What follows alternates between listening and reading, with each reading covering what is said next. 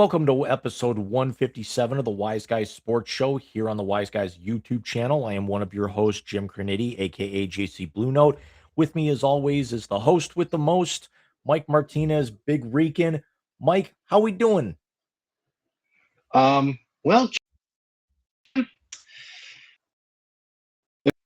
I had to have a tooth extracted, and the dentist took a look at my.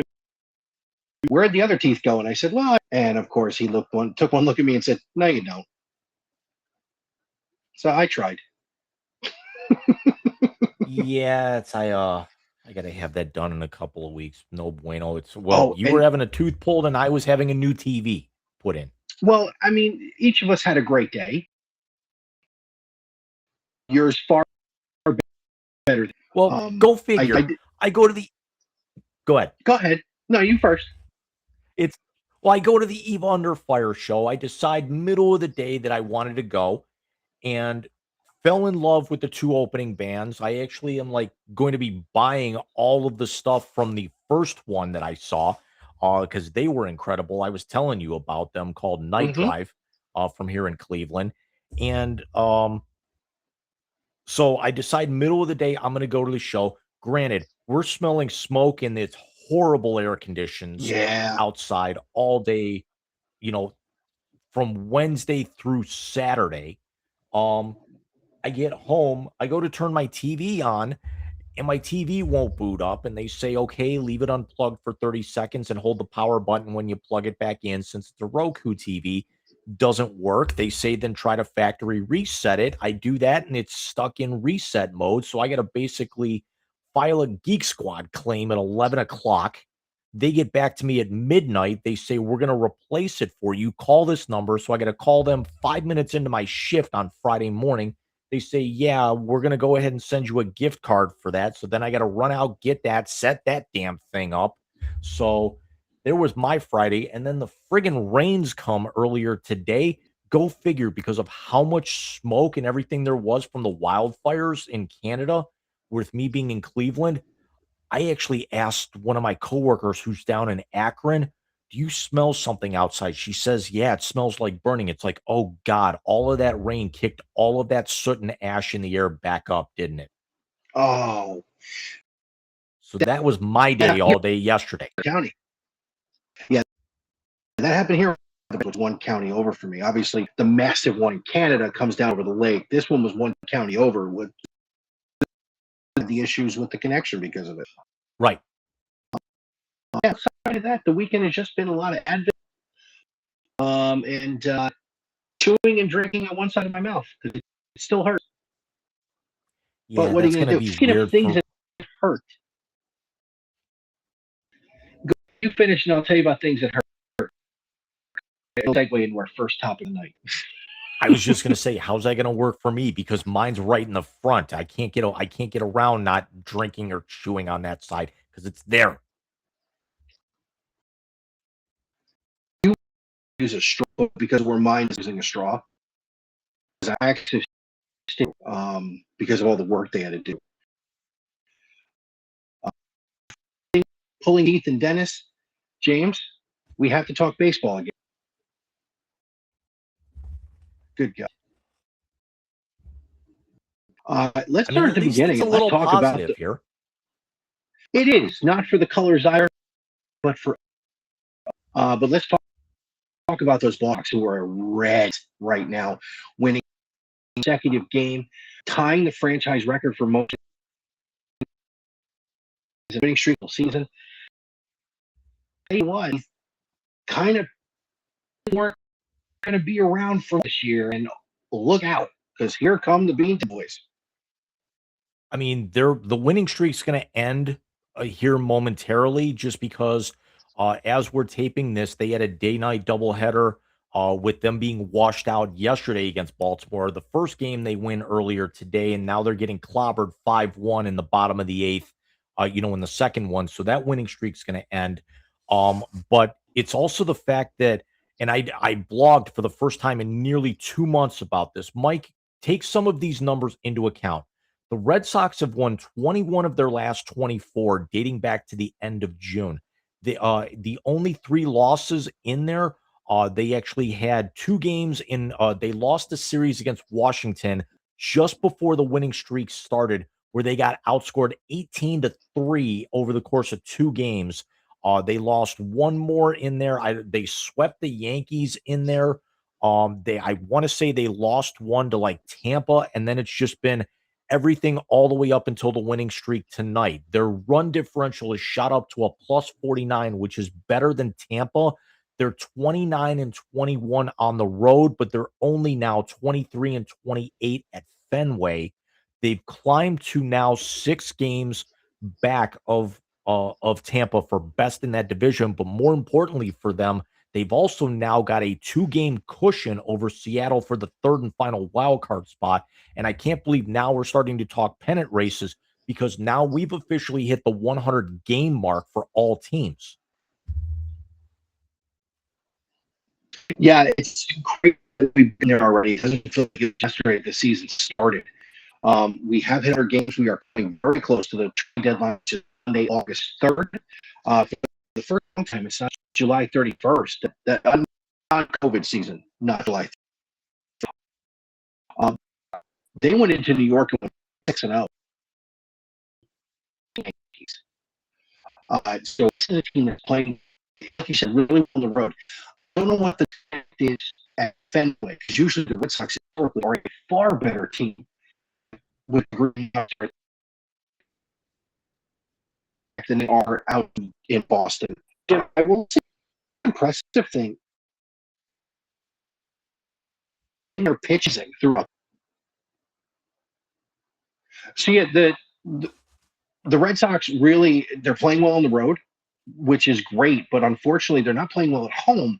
And usually that's where the disconnect is getting me, because normally the Red Sox play really well with the Green Monster at their back as opposed to being on the road. But the one thing I want to talk about, Jim, maybe you can add some more to this, because I'm just so disenfranchised with baseball right now because of stupid ass Mets. They're pitching outside of Chris Sale, or not Chris Sale, excuse me, without Chris Sale, with really only having the back end of their bullpen being the lockdown, has been outstanding. Sonny Gray flirted with the no hitter. I mean, it was amazing. Yeah, I was actually going to bring that up. We actually talk about some of the great rotations we've got in baseball. The Phillies, the Guardians, the Brewers. The Brewers have actually found a loophole now that they've got 6 good quality starters. So what the Brewers are doing to get off the Red Sox and bring this back full circle in a second is lately what the Brewers have been doing is having their starters run out for 5 innings, replace them with another starter, have them run 2 innings, and then this way they've got enough arms to go out and throw 4 or 5 innings the next game when they're scheduled to start. So they're finding that loophole in the rotation, and that's why they've been so successful. With the Red Sox, this is when I was researching this, when I blogged for the first time in almost 2 months today, the Red Sox they've got unbelievable starting pitching right now with all of their starters. They've got 5 pitchers that have started at least 10 games. Sonny Gray, Connor Lee, Early, Ranger Suarez, Peyton Toll, and Jake Bennett. All 3 have an ERA of 3.31 or below, and Sonny Gray is at 2.48. His 12 wins are tied for the most in baseball, and his 13 quality starts are 4th best. Who did Sonny Gray think he is this year? And the fact that they've got the ageless wonder Aroldis Chapman in there, bringing up their bully, who's now got actually with him getting the save in the early game earlier today against Baltimore. He's got 3 saves in the Red Sox last 4 games. He's up to 24. He's still well behind, the best in the business right now, Cade Smith with Cleveland, who I want to say is at 29. Yeah, he's been another revelation, but Chapman also broke the record for most strikeouts by a reliever recently in MLB history. I mean, he's been around for forever. You forget it was 10 years ago he gave up the home run to Rajai Davis. 10 years. And he had been in the league for several years before he got to the Cubs, coming up with Cincinnati. So listen, hats off to the Red Sox for the way they played over the last really 2 months. More surprising with the Red Sox, how good their pitching is, or the fact that really outside of they're doing this with a $222 million payroll, which is not astronomical for them. They're only 11th in all of baseball with their payroll, so they're not out buying everyone. They've taken a bit of a different approach here, but it's also the fact that when you look at Wilson Contreras' numbers, he's hitting in the top 20 in average home runs, RBIs, and OPS. His OPS is over 950. He's sixth Yeah, best in all of baseball, or the fact of they've only got 4 players in that entire offensive lineman that have a lineup that have 10 home runs or more, and Jaron Duran's only hitting a buck 93. I think the fact that Jaron Duran has not been a factor at all this season is really the biggest part that surprises me. He is supposed to be one of the cornerstone players for this franchise, and he has done nothing. He has done next. He has done almost next to. He's been very, very, very horrible throughout the first 100 games. Now, could he turn around in the last 62 and become what they want him to be? Absolutely. Seasons can turn on a dime. Having said Speak, that, Speaking of turning on a dime, can we also actually factor in? And I'm going to let you finish your point. Keep this in mind. In the last 3 weeks, the Red Sox went from full on sellers to potential buyers. But go ahead. I don't think potential is the word to use there. I think they are full on buyers at this point in time. I don't think that they are astronomical buyers. I think they'll get a guy here or a guy there to shore this up, but I don't think they're going to go out and try and blow up the entire league next week. No, and I don't think they'll need to. I think what the Red Sox remind me of the 2015 Mets in this way. Their rotation has carried them this far. The big winning streak has put them back in the mix. With those Mets, it was a big winning streak that kept them in it from the beginning of the year. They need that one piece. Now with the Red Sox, that one piece is going to be a bat. But which bat do you need to get? Do you need an outfielder? You don't need a DH because Contreras has been phenomenal if you put him there. What kind of bat are you looking for? If I'm the Red Sox, I'm looking for a right-handed bat. Actually, no, take that back. I'm looking for a left-handed bat to go with what Contreras has done over the beginning of the season. It's what the Mets did, got them to the World Series 11 years ago. What's it going to do for the Red Sox? Because if their pitching holds up, they have a back end of the bullpen that can slam the door in October and has proven he can slam the door in October. But the other concern that I have for the Red Sox, and this was the focal point of my blog, is you've got your franchise record tying win streak. The Mets had a great one when they went to the series in 15. The Guardians broke the American League record, with 22 back in 2018 when they went to the playoffs as well. The thing is you can actually have a sprint in the middle of a marathon that is the MLB season. Now you've got to be able to stay consistent enough because now you're back in this thing. Even with the loss today, tonight, you're still 7 back. If they can keep this close and maybe get this to 4 by Labor Day, when the rosters really start to expand a little bit here, I mean, the Red Sox have a legit look at it because the other thing that I found amazingly strange here is since the Sox won the series back in 18, they've only made the playoffs twice. 2021 when they lost in the ALDS the ALCS to the Astros, and then last year when they got bounced by the Yankees in the wild card round, already being up 1-0. Yeah, no, they have not had the sustained success they were hoping for after 2018. There was I will also say, three last place finishes in that span. yeah, no, I remember those. Right after the Mookie Betts trade, they finished last. And it was the slow start this year that cost Alex Cora his job. Yes, it did. My God, I hope that the Mets don't hire him, but that's for a topic for a different day. Let me say this, and then I want to move on to the middle topic there, as it's happier for those of us who pay attention. If I'm the Red Sox and I'm leaning on my pitching, that's why I want to get a bat.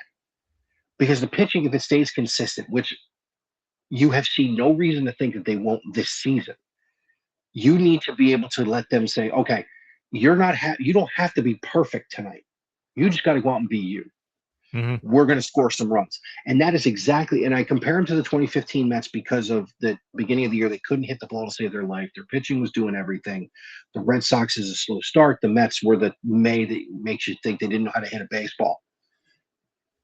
But if your pitching stays consistent and you start scoring more runs, you take some of that pressure off of that pitching staff. Because listen, it is a veteran laden pitching staff. This is not those four young guns the Mets had 11 years ago. Ranger Suarez is coming off of 3 or 4 consecutive years of deep runs into the postseason with the Phillies. Sonny Gray is coming off of years where you wondered if he knew what the strike zone was at all. So, I mean, these guys who have all these quality starts and are pitching like they are, you've got to be able to protect them going into October. Get a bat. Get bullpen arms to help. Right. You don't need to break the bank. And the last thing, before we move on to Jose Ramirez coming back with Cleveland tonight, is that the Red Sox, they've got the tools, they've got the pieces. It's now keeping the consistency with that, and it lines up very well. The only problem that I would think about if you are a Red Sox fan, which remember I used to be, is that you look at the strength of schedule over the last 60 games. The Red Sox are sitting 10th easiest.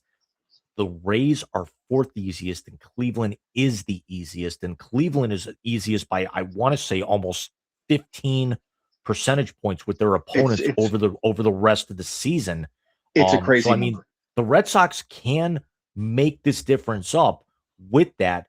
And the fact is, they may be sitting in the middle of the pack in terms of age, but they're still a very young team because you've got a lot of their core guys. Sure, Duran's 29, Contreras is 26.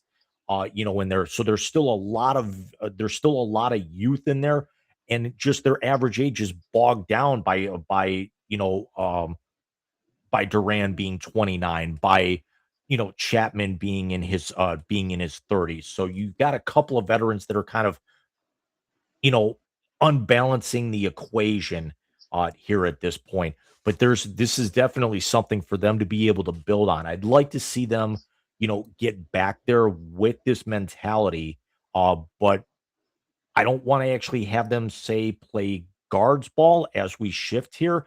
And Jose Ramirez returns to the lineup after 5 weeks. Michael, are you surprised that that the Guardians actually allowed him to rehab this without making a minor league assignment to be able to get himself into shape? No, I'm not. And here's the thing. There are certain players that don't need the rehab assignment. Very famously, when Ken Griffey Jr. went into that wall in 1995 and broke his wrist, he rehabbed, he convalesced, he took 2 at-bats in Tacoma and flew himself to Minnesota and homered in his first game. Because he went 2 for 5 tonight with runs scored and 2 RBIs. Yeah, and the thing is with the hamate bone, unfortunately, this is something we hear. Lindor had the surgery right before spring training. Mm-hmm. With the hamate bone, it's something that you can start rehabbing right away because it's a minor procedure. Any surgical procedure is not minor, but in the grand scope of athletic procedures, the hamate bone is not the greatest thing on the planet.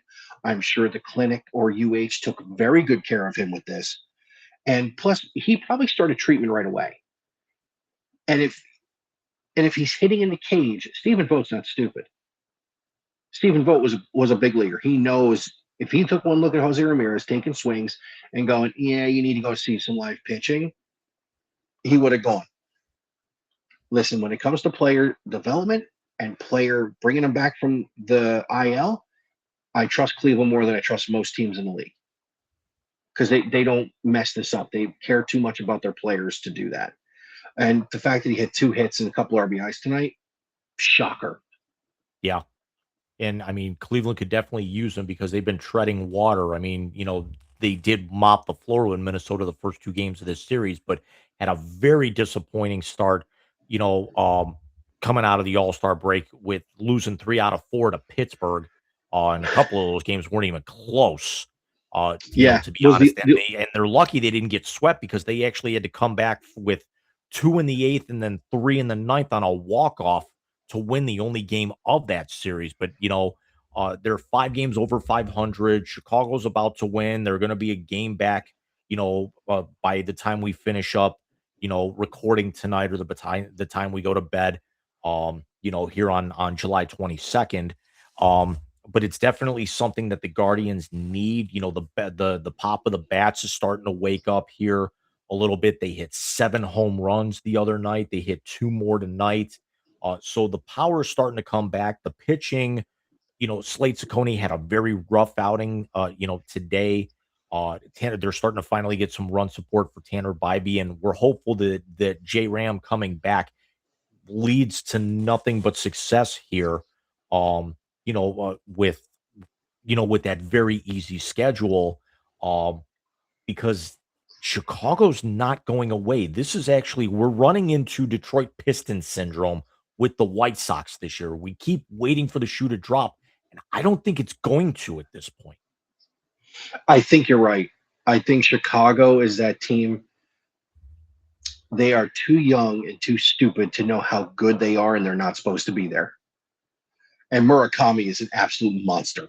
Right, but the only thing I'm actually concerned if you're a Chicago fan, like Alex is friend of show Alex Ruiz, is this are they going to run into? I'm not going to say that they're going to have the same level of success, but could they be getting Toronto syndrome from a year ago where Toronto shocked the world, went out, got to the World Series, was within about a foot of winning the World Series, and this year is dead last in their division, where Chicago's been in the basement all that long and would have one of the biggest, worst to first stories we've ever remembered for how futile they've been with all the records they've broken in the last few years for losses up until Colorado went out and basically stole their run differential record and put it into the stratosphere last year. Yeah.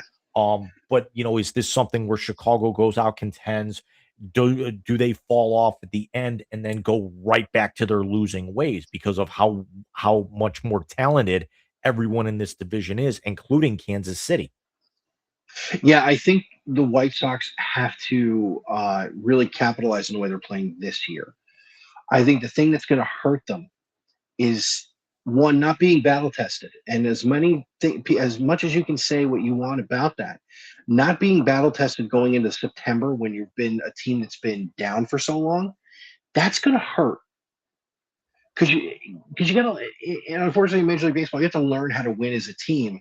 These guys are winning games in the regular season. When you get to September and you got to turn it up a notch, you got to go into Cleveland in September. You got to go. I don't know if they've been to Yankee Stadium yet, but you got to go into New York in September when they're in a pennant race. You got to go out west to some of the teams, or even down south to Texas and Houston, and these teams are in a race in September. It's a different animal, boy. It is a different animal. Two more very quick points. One's on the screen. One actually came out earlier today. Miami has lost 8 in a row, and they've now fallen 7 back in that division. They're still 2 games over 500. Think about this. Before this losing streak, the Marlins were nearly 10 games over 500 and were knocking on the door of the Phillies and the Braves. And they have also got a potential Cy Young candidate acing that staff. Can Miami right this and get back into this thing? I don't think so. And that's not bitter sour grapes about the way they've ruined 3 seasons for the Mets on the last weekend in the last 20 years. That is more as I look at their roster makeup and I look at their bullpen, which is really where they're having the problems during this losing streak. Yes, they have a Cy Young candidate at the top of the rotation. The rest of the rotation has been wholly inconsistent for the last 2 months. I mean, Max Meyer's been very good, but yeah. Yeah, but as a whole, the rotation has been inconsistent because Myers can throw really good one night, and the next night he's iffy. So it's like, it kind of the inconsistency breeds into everything you do. Could they turn it around? Yes. Do I think they're going to? No. I will say because they did actually sweep the Athletics and the Mariners, and then they got swept by Cleveland right out of the break, or I should say going into the break. Then they go to Milwaukee, get swept, then they get swept. They're playing the Astros right now. At the time of this, it's 2-2. So I mean, those are still 3 very good playoff caliber teams, including a team that we both think is going to be right there at the end in the in the National League, could definitely be in the NLCS in the Milwaukee Brewers. Yeah. Here's why I think they won't turn out of it. If you look at teams with what their records are and who they're against, um, I'm going to go back to 2022 with this example. The Atlanta Braves only had, was it 22? No, it was 24. Excuse me. The Atlanta Braves were only over 500 against one team with a winning record all season. That was unfortunately my Mets, but Atlanta's been our bugaboo for Jesus Christ since Chipper Jones, 30 years. Um, and it showed in the postseason because they played the Padres and got their clocks cleaned. The Mets that year only had an under 500 record against one team over 500, and that was the Braves. But the Mets played well against every other team they played, with the except nobody played well against the Dodgers that year. Uh, and it showed. Here's where Miami's going to have a problem. They can't beat the teams that are on par or better than them when they need to. And now they're starting to lose to teams that aren't nearly as good as that. Right. So you have to turn that around. Can they? And again, this is not sour grapes because it's the Marlins. I don't know if that young team can figure it out. They don't Yeah. have the crusty veteran manager. They don't have the sure thing in the back end of the bullpen like they had, like other teams have had for years. And as good as it's what's his name, Sandy Cabrera. It's Alcantara. it's Sandy may be back, but he's got no running mate. So you know what? It's going to be very interesting down the stretch because I think the Braves and Phillies are just loading up to beat the snot out of each other for the next 2 months. And don't be and don't look now. It's and we'll move off of this here, but the Washington Nationals are a game over 500 and nipping at Miami with this slide as well. But last thing we'll actually discuss here, Mike, did you see the story that came out about Jose Caballero with the Yankees earlier today? The last thing I saw about Caballero was he almost got in a fight over the weekend against Pittsburgh. What happened with him?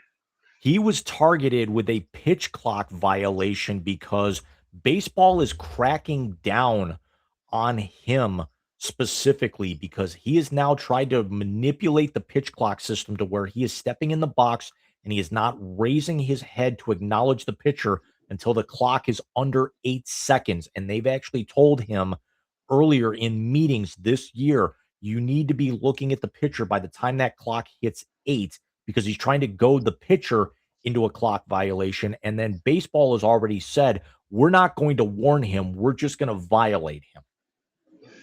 Good. Good. If you're called into the league office and they have a conversation with you and say, listen, dude, you got to do this. Okay. This is what the rule says. And you just basically go one of these, they need to just hit you. And Right. not for nothing, Jose Caballero is not the type of player with the cachet who can pull something like that. You know what? Trying to find, He's got yeah. Yankees derangement syndrome. So, home plate umpire Quinn Walcott said, and I quote here, he's not allowed to do an inordinate amount of time looking down, trying to get the pitcher to cause a violation. He continues, there's no other hitter that gets in the box, takes the amount of time that Caballero does while looking down, not making eye contact with the pitcher. Obviously, it's caused a lot of problems in the past. It's not going to be allowed anymore, end quote. Good. And Good. I'm trying to find the original quote here where they mention this. Because I read this story earlier. Uh uh Crew Chief Adrian Johnson, actually one of these uh issues caused a 2.5 minute delay, and it also led to the benches clearing in an argument afterwards. And it actually the crew chief actually said, quote, it's not going to be allowed anymore. It was because of the bench clearing situation on Monday night. Major League Baseball stepped in and they wanted enforced. We were instructed not to warn him.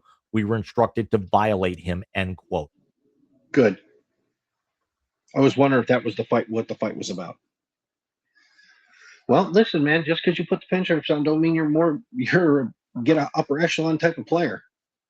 And which is why, we, as much as we bemoaned the pitch clock and some of the rule changes, it works. It does. Come out to the coast. We'll get together, have a few laughs. So, James, we talked last week that we really needed to have some fill-in this week for our show, as really just baseball's going on, and we're going to talk in the blast section about the other thing that's going on, which is now starting to get a little bit more sands through the hourglass, so go the days of our lives bullshit. So we decided this week not to do a sports movie countdown because everybody's doing that, and Jim and I like to be different or weird. We haven't decided which. You know why? Because we're doing. We are two wild and crazy guys. I should have known you were going to do that shit.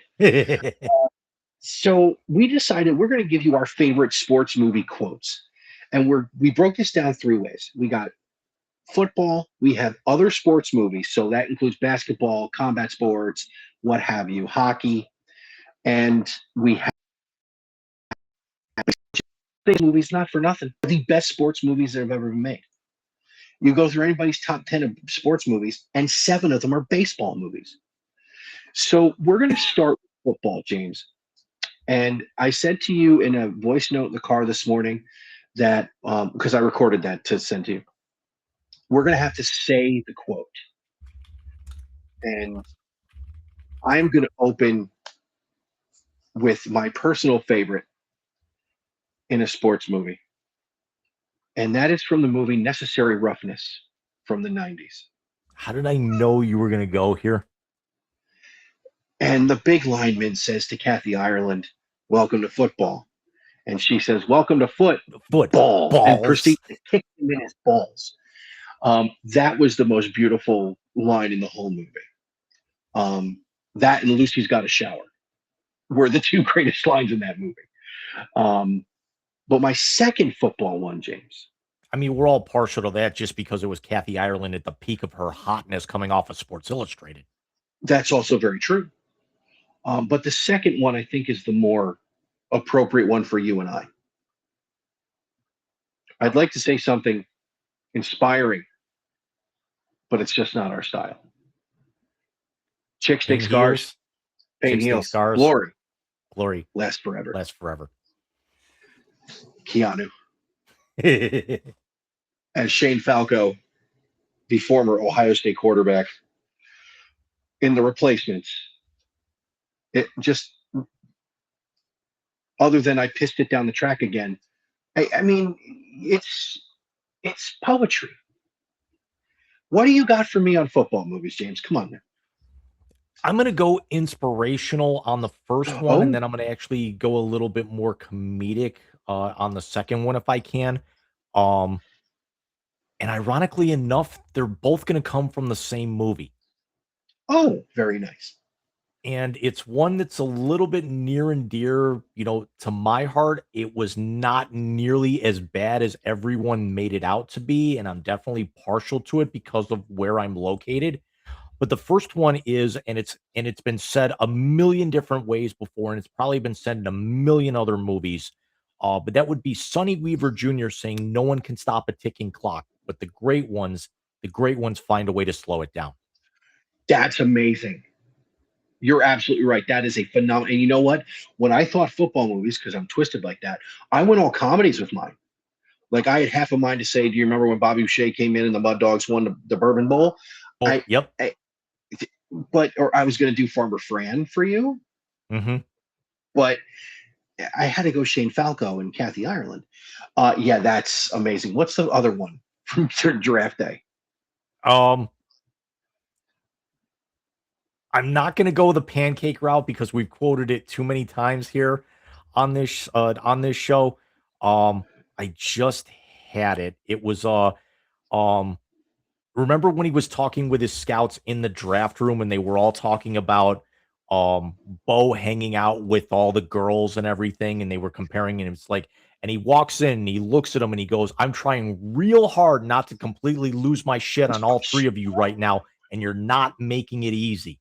That is me at work every single fucking day.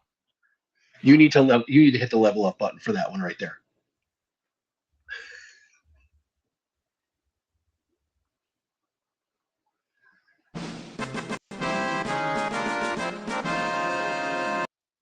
That's amazing. That is absolutely amazing. Now, I will say the football quote that brings tears to my eyes, also from that movie. But the emotional one, two of us, or the more Italian your emotional feeling. But it's when Ray Jennings looks at his father, Cruz, and says, "I'm going to," and it's not because it's the Browns and not because Cleveland. That is a father, and saying, "Dream just came true." Yep. So, James, let's move on to other film that we have comical. We have this series. I'm going to start. I have three for this one. One is from a boxing film. One is from a hockey film, and one is from another combat sport film. The boxing film is Rocky Balboa, the sixth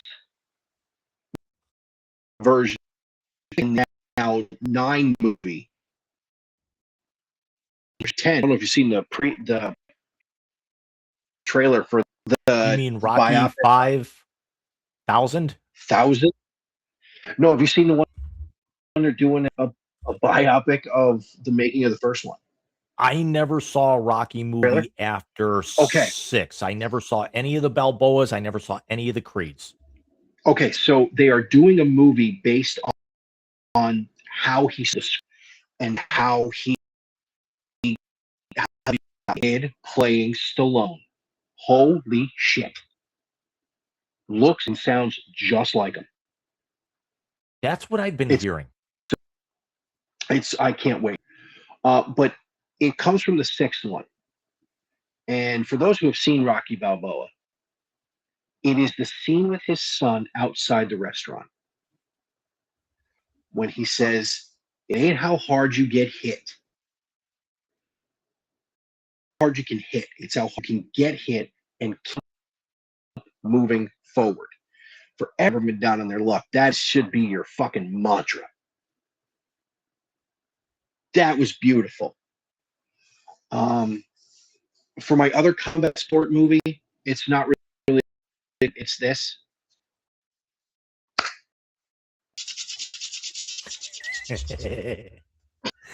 Before he delivered an illegal kick. Yeah, exactly. And of course, the hockey movie one is one near and dear to your heart, and it's not 69. I promise it's not. It's, I'm listening to the fucking anthem. I'm listening to the fucking song. I mean, who can go wrong with the Hansons, James? Right. I could have quacked at you.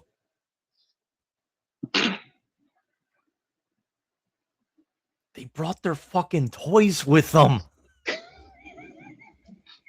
That's not mine, but that's the one that I always take from that movie. Yeah. Agreed. What do you got? If I'm going to go funny, I have to go with the original Happy Gilmore. Do you know where I can find Shooter McGavin so this way I can beat the shit out of him after the 19th on 9 9 p.m. Yep. Or I was actually just looking for the other part of this bottle. So there's some there. There's some there. Oh, no. Because you know what that actually reminds me of? The Ahmed What? the Dead Terrorist joke. Up here, up there, over there. Over there. Or another one from Happy Gilmore that is you eat pieces of shit for breakfast. That's that. No. I was gonna go with that, but I don't want it. I mean, how much lower could the fruit hang? Grizzly Adams did have a beard. If I'm gonna go serious, you know where I'm going to go with this one. If you know me well enough, it's gonna be a hockey movie, and you can probably tell which one it's going to be. It's not just a line; it's an entire scene. It is Kurt Russell delivering the legendary speech prior to the semifinal game against the Soviets. That entire scene, if that does not make you get emotional, then stand up and run through the nearest wall that you're sitting next to. You have no pulse. No, you're absolutely right. Kurt Russell is Herb Brooks. You see these coaches in these movies, and when we get to baseball, I have one from the most epic manager in baseball history. Herb Brooks, that is done by Kurt Russell, was off the charts good. And the most lasting, I want to say for me, the most lasting image of that movie as one of the greatest hockey movies of all time, has got to be during the end credits where you're on such a high from watching the aftermath and everything, and then you see the memoriam to Herb Brooks where it says, uh, this film is dedicated to Herb Brooks, who died during principal photography. He didn't see the film; he lived it. Yeah, that was beautiful. And here's me sitting in an empty theater watching that, nearly bawling my eyes out. Oh yeah, because I remember Herb, with his brief coaching stint with the Rangers and other teams, during the 90s and the early 2000s, with all of that, and really outside of maybe a couple of players like Mark Parrish or Dave Christian, didn't really have the greatest NHL careers. Afterwards, we all remember that Joey Mullen, who went on to be in the Hockey Hall of Fame, uh, did not go because he got a $30,000 signing bonus with the Atlanta Flames 3 weeks before tryouts. Yeah. I mean, it's Herb was outstanding, and Kurt Russell. I haven't seen a movie where he hasn't nailed a part ever. To be honest with you, what else you got from the non?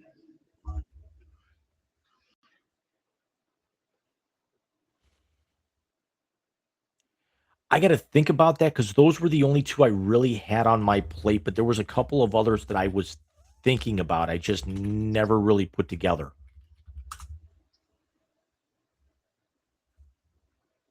If we're talking other, Bill Murray's monologue about the Dalai Lama has to be in there. Big hitter, Yeah, the Lama. that's got to be up there. Gunga Gunga Galunga. When you die, you will reach total consciousness. Gungala. When you die, you will reach total consciousness. Oh, where was the line? Or them making Jackie Mason hit the ball backwards because of his slice in the second one. Yeah. Yep. I'm gonna go way off the board here. Oh, here we go. Because it's kind of a hybrid movie. Okay. Is that Victoria Silvstedt Playmate of the Year?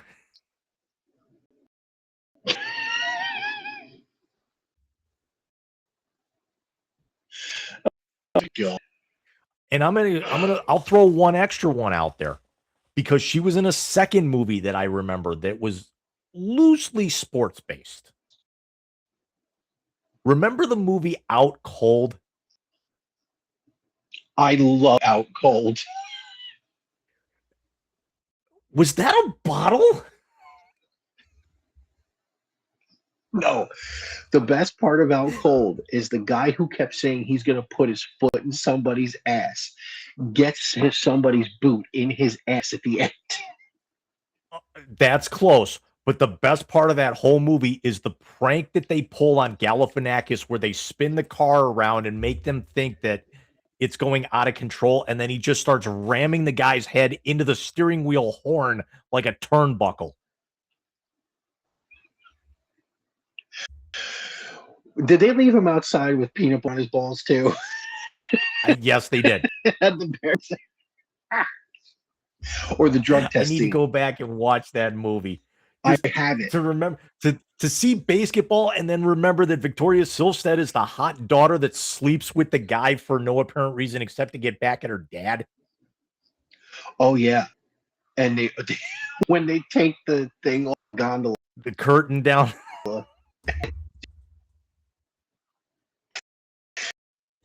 Took the drug test, took a shit in the cup instead of peeing in it.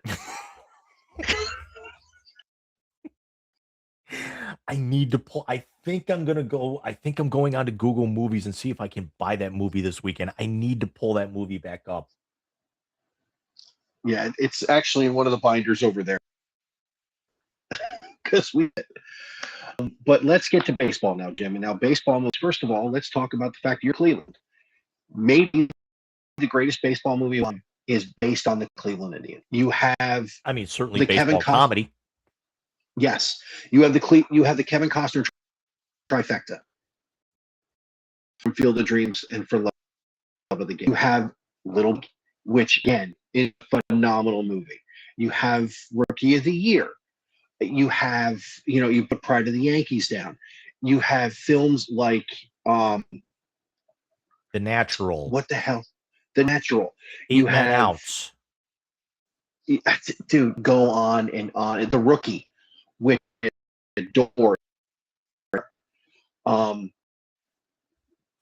movies or sports movies ever make me cry, and it happens 3 times.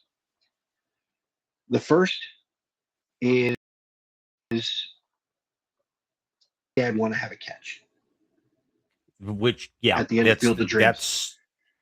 That's one of my favorite things to do is to go onto YouTube and find compilations of people seeing that scene for the first time.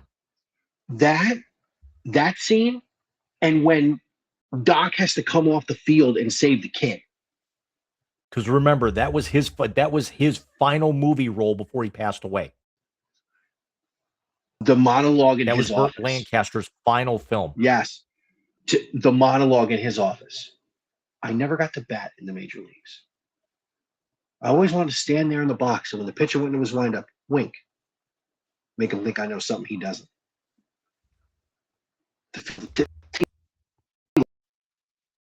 It's to run the bases. To flop face first after double into a triple. To flop first into the dirt. Wrap your arms around the bag.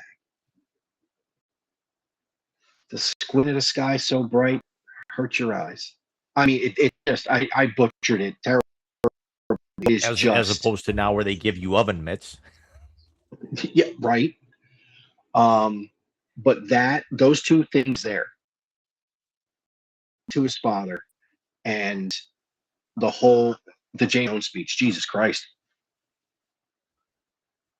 I actually said it on the air. The one constant has been baseball. It's marched like an army of steamrollers. It's been a race like a blackboard, rebuilt. But baseball has marked the time, and just that whole thing. When you hear this, he delivered. He was on stage. That's why those guys were just standing there. The only time he ever talked it was when he was doing his coverage. Standing.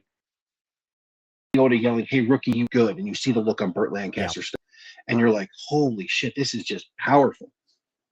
And then you flip the script and you go to Bull Durham. The number of lines we probably quoted 3/4 of the movie on this show. Couldn't hit water if you fell out of a fucking boat. Why is he calling me the mound scene? Which one? Because there were like 5 of them. The mound scene. What the hell is going on here? Well, Newt can't breathe right because his eyelids are jammed and his old man is here. Hector, it's a live rooster. We need a live rooster to take the hex off Hector's glove, and no one can think of what to get Millie and Jimmy fighting present. Is that everything? We're dealing with some serious shit. Well, candlesticks make a nice gift. Or find out where she's registered. Maybe a silverware pattern. Okay, let's get 2.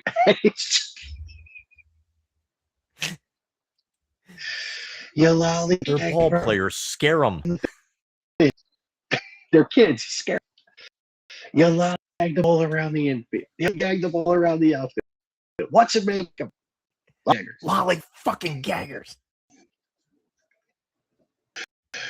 Kevin Costner's and Sarandon and what he believes in is epic cinema.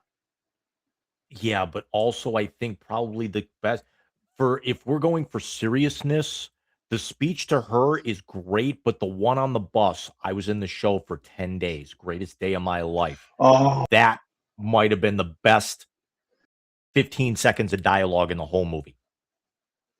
it really was. And the great thing about that movie, remember, Ron Shelton played minor leagues. So the director and the writer. So this was on his experience that he did that. I hit my dinger and I hung him up. In The Rookie, when he says to his wife,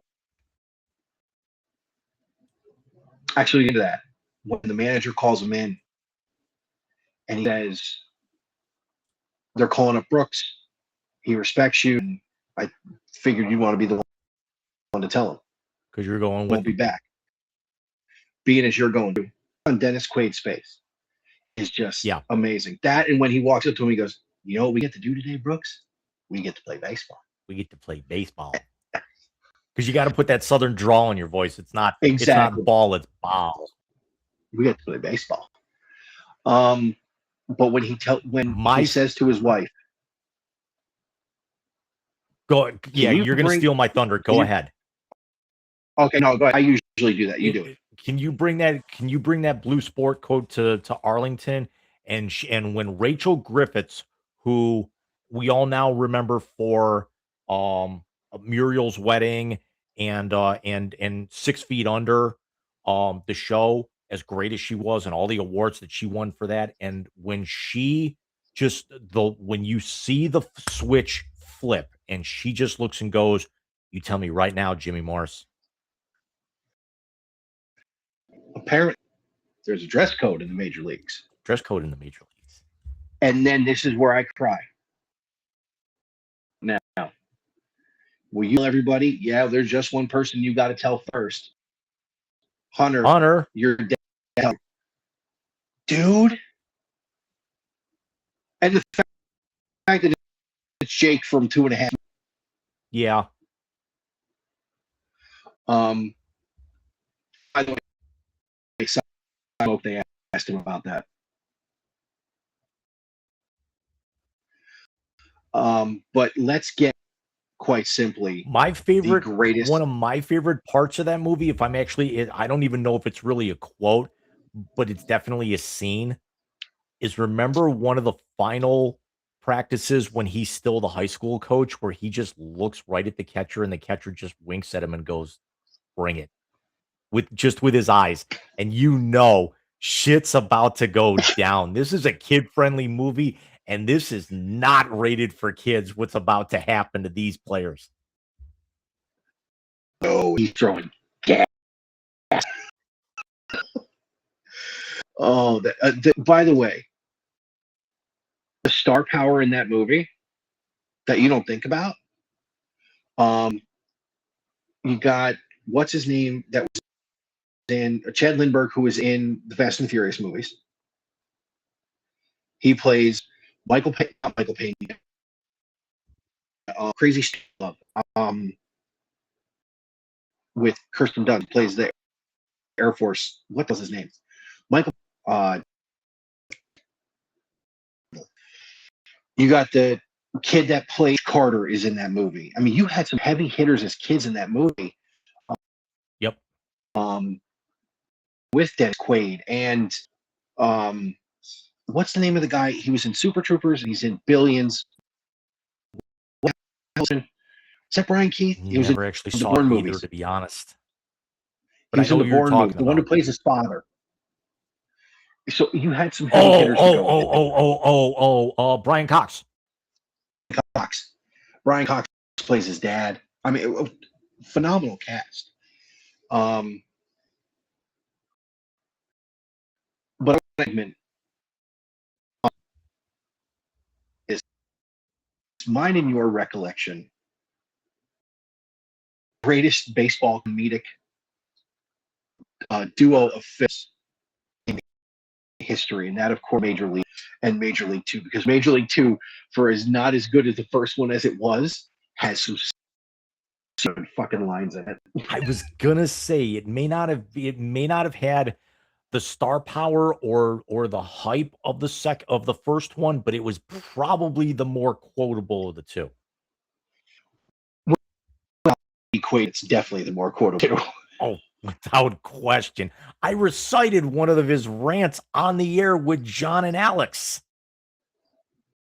Yes, you did. But if we're going to the first one, the entire scene at the beginning, first of all,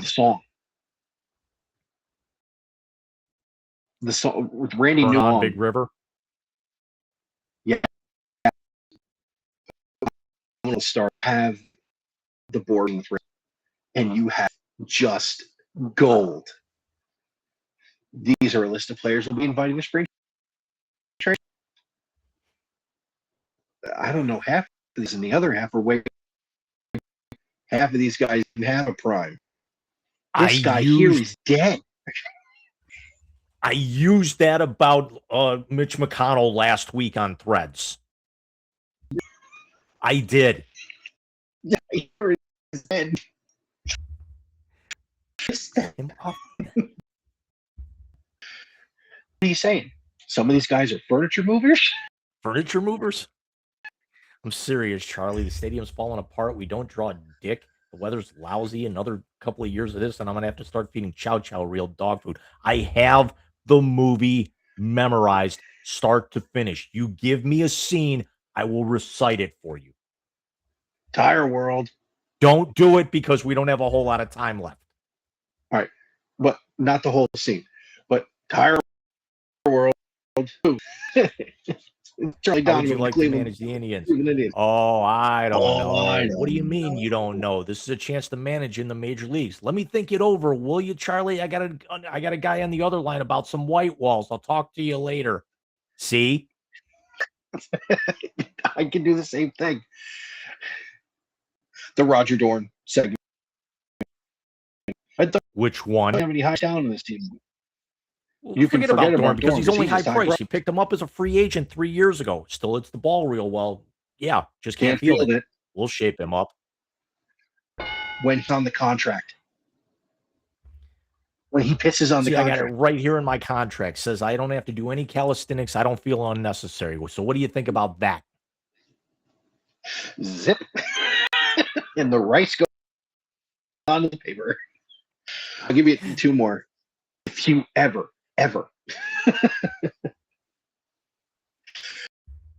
take another play like that again, I'm going to cut your, well, I'm not going to say it.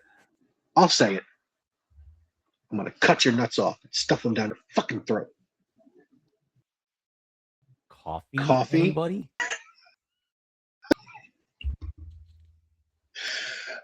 Strike motherfucker out. Yeah, but probably the better scene with the Dorns is where she picks him up in the bar afterwards. If we're going to piggyback off of that, you are the sexiest man I have ever seen, and you look like you can use a friend. And he just looks at the bartender and goes, check. But I didn't know who she was. I swear to God. I swear to God. How many times in his life do you think Charlie actually used that line?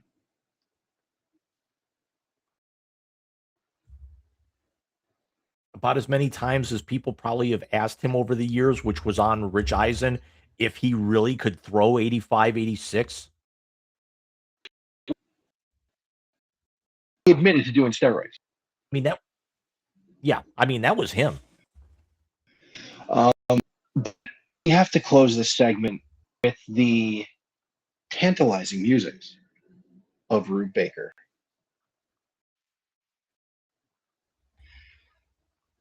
But then you know what happened later? My mama died. My mama died. And I didn't care about my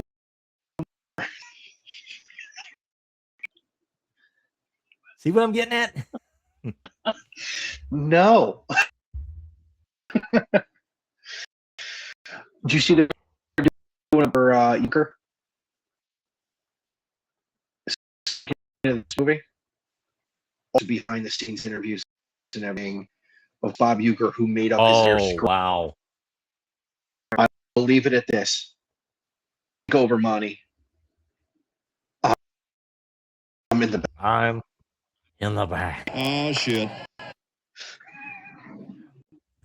If I'm going to be serious, though, I mean, you mentioned the movie a few minutes ago. Probably my favorite line, and probably for the way it was delivered, by who it was delivered by, that always resonates with me. The cathedral that is Yankee Stadium now belongs to a chapel. True story. I saw that movie in the theaters. Robin Ventura, I did too. Yep. And I missed Robin Ventura hitting the grand single against the Braves. I was that movie. That is the greatest line in anything. And again, it was lived by Vin Scully. And think of the star power in that movie too. Brian Cox again. J. Jonah Jameson is the manager. The Costner, Kelly Preston, the late Kelly Preston. Guy from Step Brothers was the catcher. Yeah, John C. Reilly, aka Cal Norton Jr. Catcher. Exactly. His mountain is very underrated.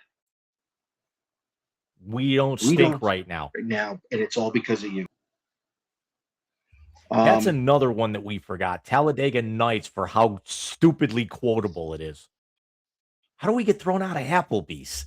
Because now you gotta think about that scene too. You gotta think that, first of all, it's Special Agent Alden Parker, it's Will Ferrell, and it's frickin' Lois Lane. I'm more interested. Stabs himself in the leg in front of Michael Clark Duncan. Don't you put that juju on me, Ricky Bobby. Got it there. Hey, in case you haven't noticed, and judging by the attendance, you haven't. Well, Mike, we come back to the seriousness. We'll actually wrap up the content portion of tonight's show. We had the World Cup Finals, the third place game over the weekend, so that all wraps up. Connor Bedard has himself a brand new contract with the Chicago Blackhawks, and then we'll leave the last one for the end. And we're not going to spend nearly as much time on that as we have, because quite honestly, we're both tired of it.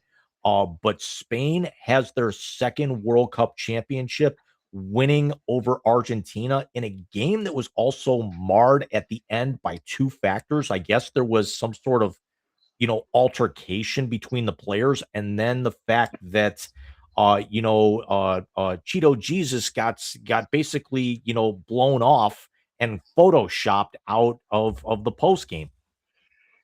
I couldn't imagine a better ending for something like that, to be honest with you. First of all, let's talk about the part that we buried there in the final World Cup match in the great career of Lionel Messi. He came within an eyelash of winning a second consecutive World Cup for Argentina, and he was the leading scorer in the tournament. Pulled 3 matches out, 2 of them in extra time, which was extremely impressive for that tournament. I don't think it can be said too emphatically. He's on the mountain. Yeah, absolutely. All time. I mean, you have to look at the last 3 matches that Argentina played between the championship, the semifinals, and the quarterfinals. All 3 they had to rally from at least 1 goal down, and quite honestly, they shouldn't have even gotten past. I can't remember who it was. It might that they had to come back from Costa Verde. Cape Verde. Yeah, in the quarterfinals. where they actually scored 2 goals in the matter of 8 minutes in the once the 75th minute had already come around. It's like, I could care less about soccer, and the second I saw that, I turned the World Cup on for the first time the entire tournament, and that's including, I mean, well, the only other time I really turned it on and cared was watching the US go down in flames, in their, uh, round of 32 match, but, England was a fell victim to that, and then England goes out and starts mopping the floor with France. France has a great comeback, and then England puts that away, takes home 3rd place, so now they still have to wait, for another 4 years for another championship because they haven't won since the '60s. Um, Yeah. but, France, the number 1 team in the world, finishes 4th. They're not even on the podium at that point. Spain, congratulations to them. Argentina, let's see where they go in 4 years. Being right now ranked, I want to say, I can't remember if they were 2nd or 3rd in the world rankings that we talked about last week. But where do they go with Messi? Because he's certainly not going to be around for this. No, no, and I think Argentina's got to go young here for years. But listen, hats off to Spain, man. What a great tournament. Their defense is scary. Winning the final the way they did, and literally there was goals. Winning goals were scored in extra time. It was a great tournament. It was a great ending to the tournament. A game that really encapsulated how good this World Cup was. I will say the Men's World Cup. I watched the World Cup. Which we have in 2 years. Thank you for bringing that up because it's just like the Olympics now. We got to take our focus, and we got to shift from the men, where I guess they set all kinds of betting records. They said they had more bets in the on the final than they did like the last 5 Super Bowls combined or something like that. So we shift from where the US couldn't have a prayer to where the US is going to probably end up being in the Final 4, and you could just put them in there right now and let them rest for the next 22 months. Final, we're going to win the damn thing again. Well, I mean, you got to figure Japan's always there. China's gotten a lot better. England's got a very good team. Brazil. So, I mean, it's not that everyone's caught. The U.S. hasn't been caught yet, but the field is starting. I don't want to say it's leveling, but there's definitely a lot better competition than when back in '99, or even when they went up in Canada against Japan 8 years ago. Yeah, that's true. They are starting. They're not caught yet, but they're starting. They're starting to catch up to them. So Bedard signed with the Blackhawks, huh? Yeah, with the Chicago Crabhawks, absolutely. So, the talk is, trying to find, it's a 5-year, $75 million contract extension, putting him at $15 million a year. In other news, Jason Robertson, we actually talked about his name being thrown around with the Dallas Stars. He actually went to arbitration and signed a 1-year, $12 million deal. So now it actually gives Dallas an extra year to figure out, do we want to actually, can we re-sign him? Do we need to move him? Where could he go? Is there going to be a blockbuster that's going to be on the horizon for next summer? Or are we going to have to do this whole thing over again next year? In Dallas, but Bedard's trying to lure Patrick Kane back. But Patrick Kane's 37. He's at the end of his rope at this particular point. We saw that, Jonathan Taves tried to come back, and went and played with his hometown Winnipeg Jets. It didn't turn out because the Jets were atrocious this year, although with all the injuries that they had. Patrick Kane is not nearly what he was, and Chicago is definitely not a Patrick Kane away from contending. They're still going to be a bottom, maybe 6 or 7 team in the NHL for at least the next couple of years before they really start thinking about trying to contend again. If Kane was going to go anywhere, does he actually maybe sign like a 1-year deal with Buffalo, who apparently now, with little NHL talk that Connor Hellebuck there's a lot that him going to Buffalo is starting to get a lot more steam as a trade as training camp approaches the end of September here. But Bedard is probably one of the last big dominoes in terms of re-signing pieces to fall, and it definitely takes him and Robertson take a couple of big pieces off the board because we've got an unbelievably loaded UFA class next summer in the NHL. Yeah, and that's when the cap goes up again. It might be the heaviest UFA class we've ever seen. And that is when the cap goes up again is next year, right? Right, because the two biggest names on that are the two biggest names in the sport. Austin Matthews, Connor McDavid, in no particular order. Yeah. So let's spend a final one there here in the blast, and it is LeBron. The signing league thing. Jim, I'll be honest with you. I said this last week. I'm going to say it again. I think he's decided for a year or more. Again, we said if he's going to play more than one, he's going to go somewhere else for a year and then call it quits. I think I believe he will. It's just in my heart. And I say for this, the Cavs have not been active all offseason, with very, very little exception. To a team that literally who ran into the hottest team in the league that won the title and got to an Eastern Conference final.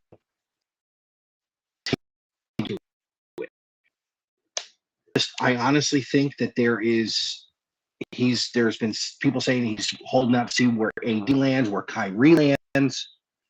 I don't think Kyrie comes back to Cleveland. I think he left. Although with the way LeBron left the first time and he came back, that's more because he's from there. But Jim, I say if he is biding his time to figure out if he wants to play more than 1 year, and if it's going to be one final time, he's going home. He is going to do his best to bring England a championship in the season, and they're going to raise everything to the rafters or building a statue. I still firmly believe that.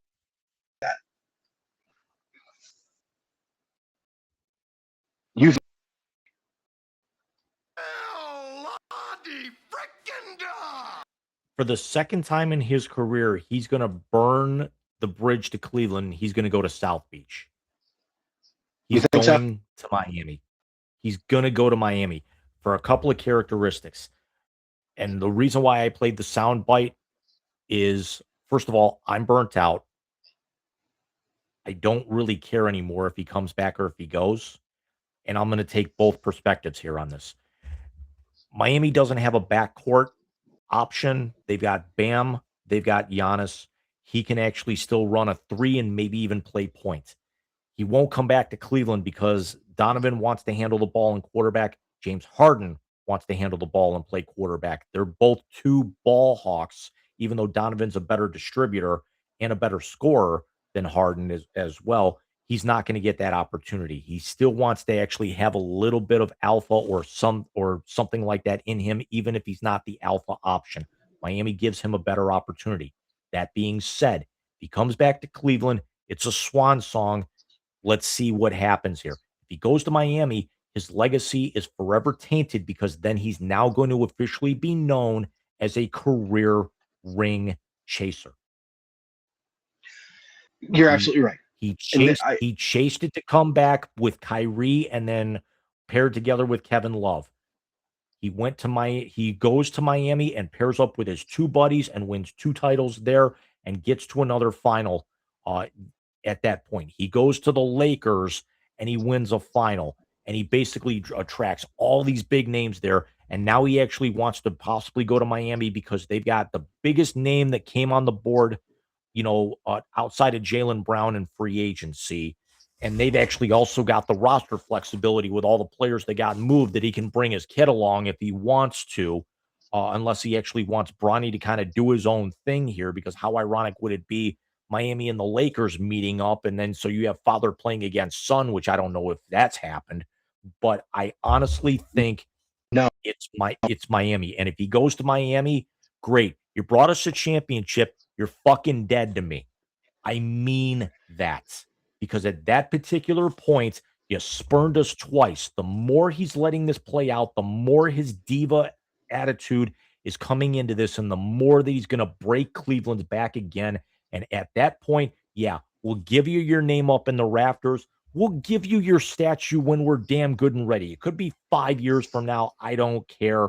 Get the hell out of my city because you obviously don't want to be here.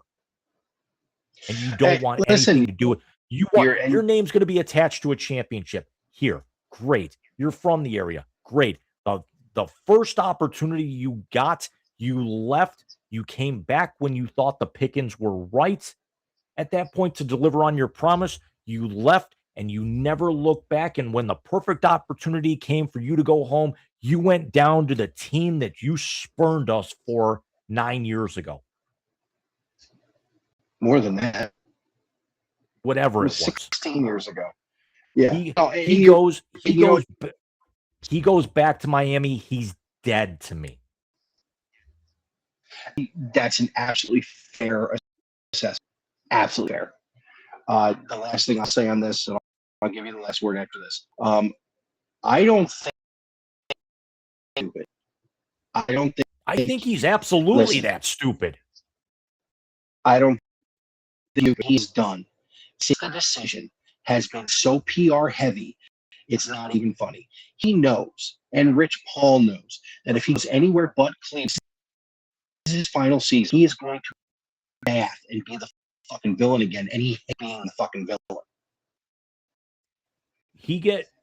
We remember his first game in a Heat uniform when he came back to Cleveland and how they had to beef up extra security. They're not going to need that. They're just basically they're going to boo the shit out of him, and they're basically going to go to the concession stand, every time his face is shown up on the jumbotron. Because how sickening would it be for him to actually be here, bring a title here, and then do the retirement tour in another uniform?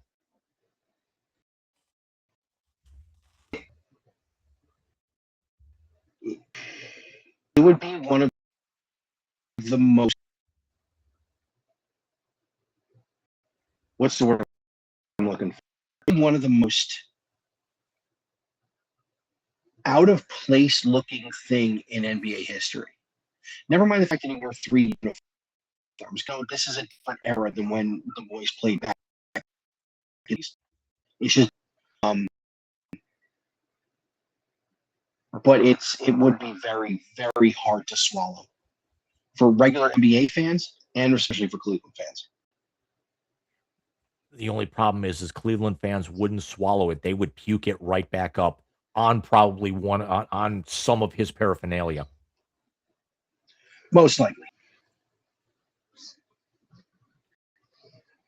Would you shut up and just push the button already? No, God! No, God, please, no! No! No! No! It's the YC Translator on the Wise Guys Sports Show. I'm forever unclean. It is the YC Translator. It is another night because it is the last segment of time. James and I give each other names inside and outside of the sports world, and we give you the first thing that pops into our heads. Not many things pop into our heads, so you should be very, very thankful we do this segment every week. Just saying. And as we have done several times now with doing the translator, James gives us the funniest 5 minutes of my week. The Chronicle. Get out of my head, because you're doing it again. What? I'm sorry. Because you're starting to steal my thunder. Why?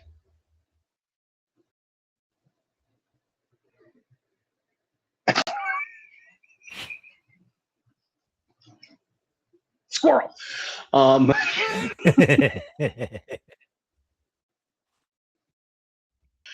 boy. It is bad that we miss. As it is incumbent upon me each week to give you the first name of the translator, James, tonight I'm going to go there. I'm going to give you a name that we have spoken about previously, not tonight, but previously in the show. And that you have ended the flag for. Tonight, YC Translator, is outgoing Michigan athletic director Manuel.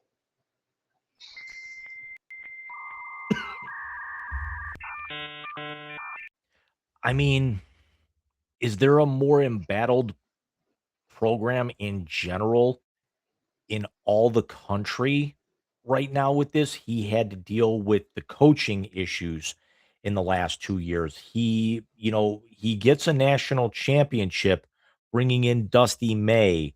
And, you know, and the fact is that they're probably not going to end up repeating because of quote unquote free agency now in the basketball world and the tournament expanding out next year. Um, the end of the year is the right time for him to walk away because there's so much flux for all the wrong reasons with the Michigan program. I'm I don't want to use the term lack of institutional control, but Mike, this is not a dig. It's not an on purpose dig. He might have about as much control as Lee Smith did, or whatever his name was with Ohio State during the Gene whole Smith. Tressel thing.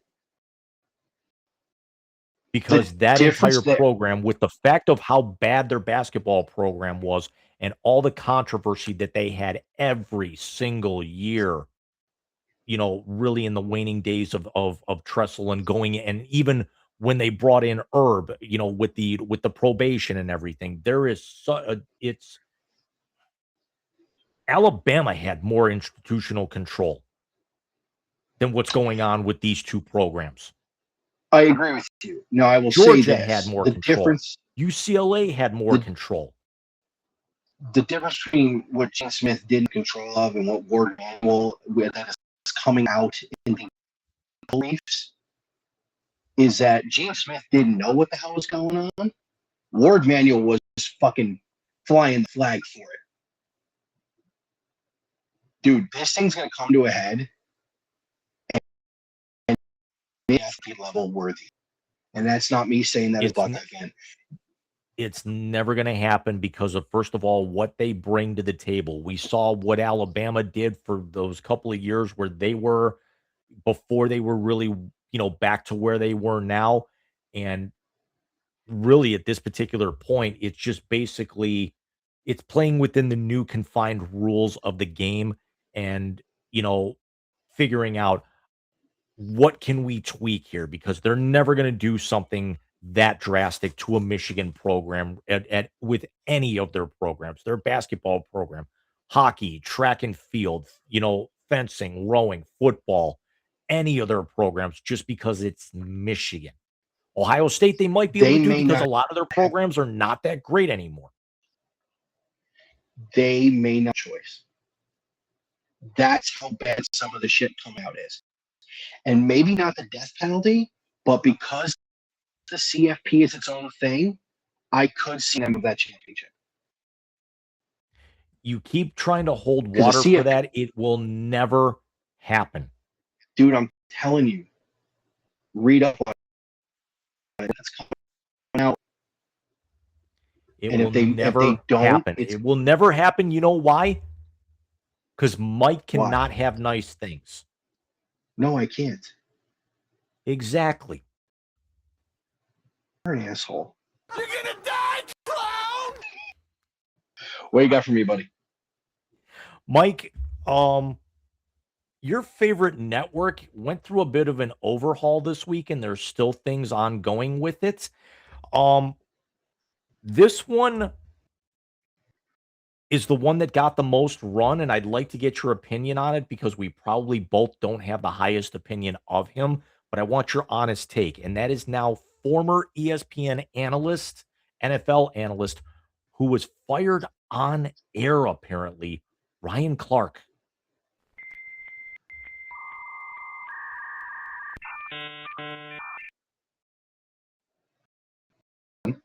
First of all. Second of all, he wasn't fired on air. Here's ESPN's doing layoffs. Disney has done a ton of layoffs. And of course, Disney's their parent company. Pixar's gotten hit. ESPN's gotten hit. And what had happened was the list of people from ESPN got leaked, and it was kind of like trade deadline day. It gets leaked, you're getting traded, you're getting. Same thing happened here with Ryan. It got leaked that Ryan Clark was going. They pulled him. A lot of this has to do with ESPN buying the NFL Network. They're kind of merging everybody. Pete Schrager, who he was tearing into that day, is they find a more valuable person for that. So he was gone anyway. Did you see who else they got rid of? I heard some names, but go ahead. Carl Ravitch is out. Yes, I did hear that. The eve of the Little League World Series, Carl Ravitch is out. Ravitch is not as surprising because of the fact that he's been there 3 decades, and you have to figure his time at the network was probably going to end up coming to it. I mean, because he was also part of the golden age generation. Stu, Dan, Keith, Craig, Linda, Stan Verrett, SVP is back in the fold, and he's just as much of a major player as anything because of all the other work that he does and all the versatility he has with all the other sports. Golf, the NBA, the NFL, baseball, everything like that. So he's basically untouchable right now, which I have no problem with because I'm a huge SVP fan, always have been. But you also figure, guys like Berman and Joe Morgan and Tom Jackson and Ravitch, who have been there for years, but really you have to kind of be honest, are kind of tailored towards just that one sport as an analyst, and they move these guys out after so many decades, which hopefully that means that uh we're not going to have to see um Rex Ryan and hopefully Kendrick Perkins for too much longer. Mike, I'm going to it's not going to be an add-on here. I'd like you to come up with a list, and I want you to be serious. 3 things that ESPN can do to fix itself, and 2 personalities you want to see gone immediately. 3 things ESPN can do to fix themselves. Number 1, to doing Sports Center and broadcasting games. Thank you. Number 2, put Stephen A. Smith on and drop him in the East River. I've been seeing a lot of people saying just shoot him straight into the moon, but no, drop him in the East River. It's dirtier.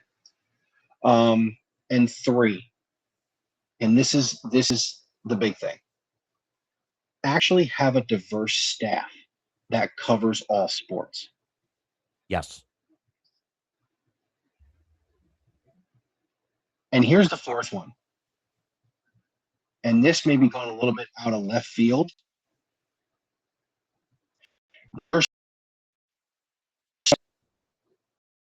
Which used to be the Crown Jewel of the Week. Your Sunday night's Rich Eisen. You have to go old school for that Sunday night episode. And if you got to put him and Van Pelt on a desk together. Well, that wouldn't actually happen because I think SVP broadcast from DC and Rich would actually be up in their main studios in Connecticut. Rich is in LA. Okay. But and I'm going to go heartstrings here to close this. But if 2 guys who Stuart did the most Sports Centers with, we want you together for Sunday nights. I don't think either of them would say no. Maybe once a month because of how advanced they are in their careers, but it would be a nice touch. I think because he isn't calling games, SVP's only doing Sports Center and doing golf. If you present, even if you did it remotely, like you and I are doing it here, but you had them as the Sports Center desk, and you did it from the Stuart Scott virtual studio, They say no.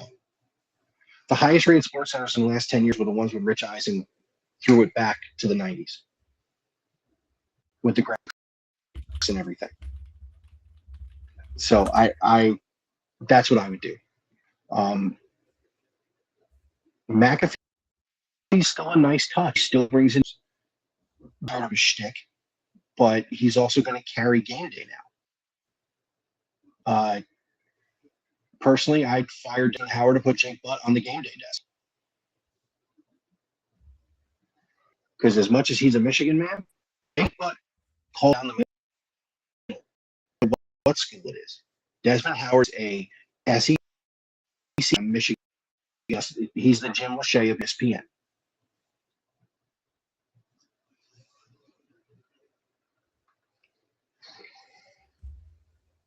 I have to go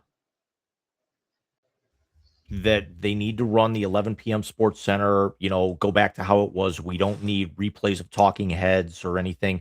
Start putting on obscure sports, stuff that you would find like in the Ocho, or put on like, cricket or timber sports or something at like 2 a.m. and then like, run the Sports Center, run the hour-long Sports Center from like, 3 a.m. until 6 a.m. or something. That's number one. Number two, fewer talking head shows. You can have one. You don't need 7 at that point. Maybe you can keep like Get Up or something, but then you don't need like First and 10 and all this other bullshit. Number 3, and this is the most important, you do not need a 2-hour pregame show before every live sporting event. You do not need a 2-hour NFL countdown. You do not need a 2-hour NBA live. You do not need a 2-hour baseball tonight before Sunday Night Baseball. You don't need that much time. You 5-hour retrospective of the NFL schedule.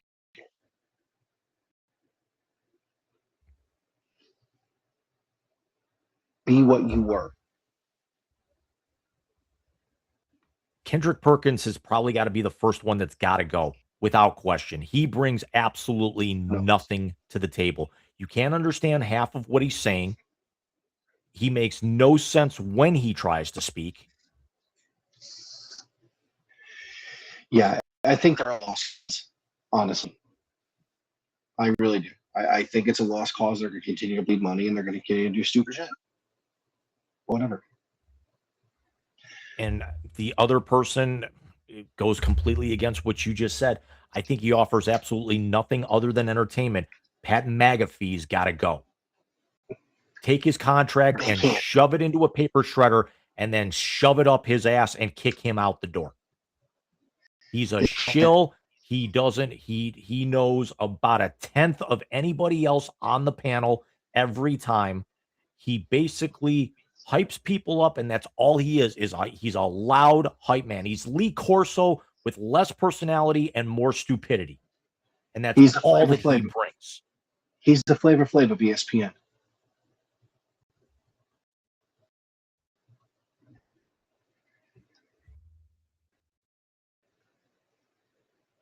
I do agree with the diversity thing, and it's not trying to make it racial or anything, but do we actually need the same 4 or 5 people on the NBA preview show every single time? Do we need the same 4 guys on Get Up every single morning? Ryan Clark, I agreed with about maybe 2 of the things that he said in every broadcast of his that I watched.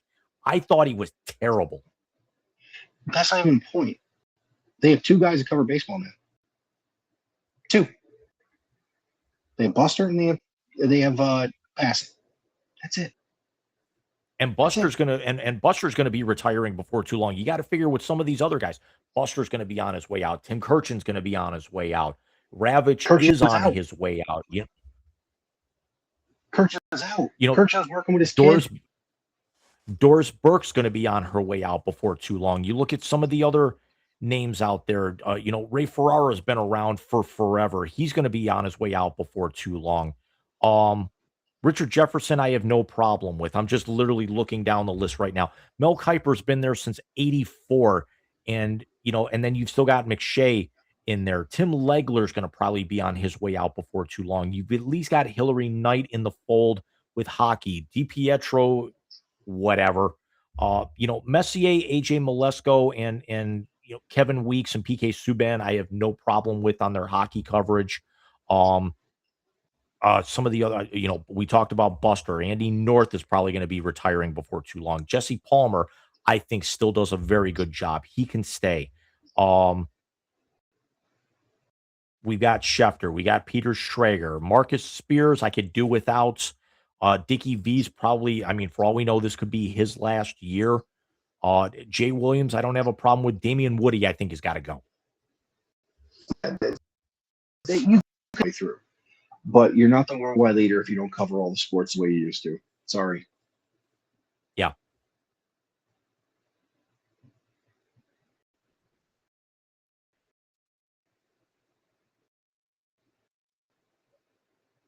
So we will actually see you guys next week. We'll have the show uploaded in time. Mike, we're going to hit August 1 by the time this gets uploaded for next week's show. We're going to have a little bit more of an idea, and then we're going to see, are the Red Sox going to be able to continue? Will the Rays keep their winning ways going? Are the Dodgers, they really can't add anyone. It's not necessary for them. Is Milwaukee going to add somebody? Is Florida going to come out of their funk and quickly go from buyers to sellers, now back to buyers? Who is Tarek Skubal going to get moved? So we'll hear more as things lead up, for that, because we'll see a couple of moves trickle in, possibly even before, while we're even earlier in the day, while we're on, recording that show a week from tonight. And then we actually get this, then we really get to sink our teeth into, this is what it's going to look like the rest of the season as we get ready for the stretch drive. And oh yeah, we got NFL training camps opening here very, very soon. Lots to get to, especially when August hits. But Jim, it's been another great show, sir. We will get this recorded up next week as well. Hopefully the trade deadline gives us something more to talk about than just this, and we don't have to do anything. But we've got them in the can if we need them. So everyone, have yourselves a great week. Have yourselves a great weekend. We will come to you guys as of August 1st for the big weekend. I am JC Blue Note. Everyone have a great, great day. See you guys.